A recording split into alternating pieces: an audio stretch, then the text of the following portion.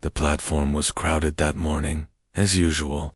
New York commuters in dark coats pressed shoulder to shoulder, eyes glued to their phones, feet shuffling toward the 7:32 train. Among them stood Hannah, clutching her tote bag tight, her heart beating faster than the clock overhead. She hated mornings like this. Loud, indifferent, everyone too busy to care. It reminded her how alone she was. Hannah stepped into the car as the doors slid open and found a corner seat, her usual seat. She tucked her scarf around her neck and stared out the window. That's when she noticed them. Across the aisle sat a man, mid-30s, and a little girl, maybe 6 or 7. The man looked tired but kind, wearing a worn flannel shirt and work boots. The girl was a beam of sunlight. 2 long braids, a pink backpack with stickers, legs swinging as she hummed a quiet tune. Hannah felt her throat tighten, because that little girl looked exactly like Emma, her own daughter, except Emma was gone. 2 years ago, a rare illness doctors couldn't fix, no matter how hard they tried.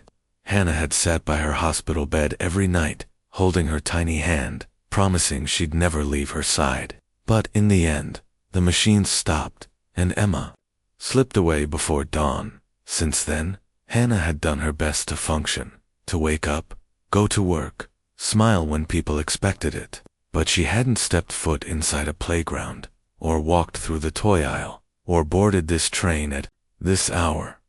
Until today. The girl giggled, and Hannah's heart broke.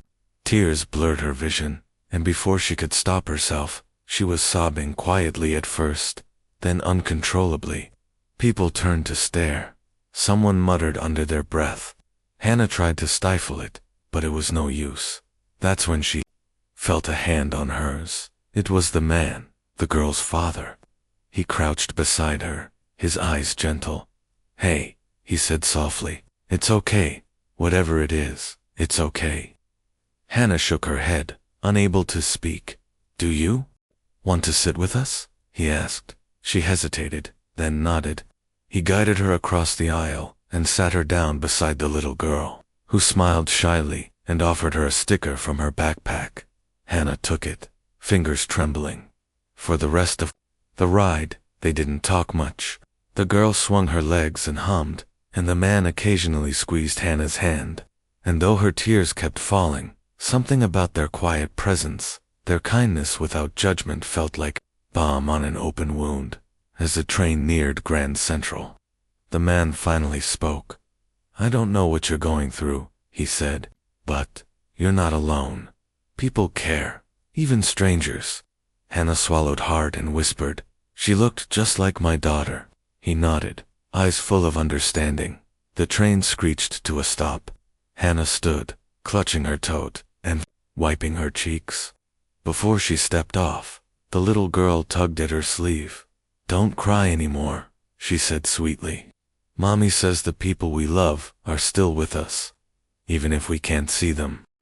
Hannah froze, then dropped to her knees and hugged the little girl tight, sobbing into her braids. For the first time in 2 years, she didn't feel quite so empty as the doors closed behind her. Hannah walked into the morning rush with her head a little higher, her heart a little lighter, because maybe the little girl was right.